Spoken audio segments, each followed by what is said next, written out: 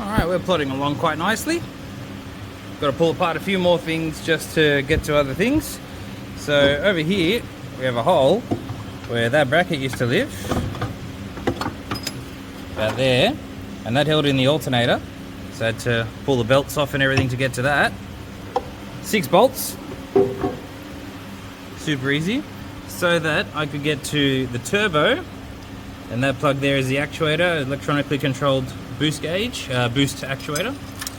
So all that just to be able to remove this wiring out of the way so that I can get to these little bolts here to take off the timing case.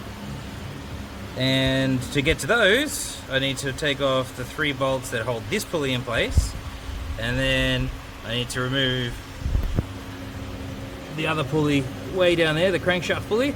But to get to that, I need to do this one, and then the fan, and then the fan shroud, and then the radiator, and then I'm gonna have to take off the turbo because it is bolted into the other side of the head. So I've already sprayed the studs to help release all the rust.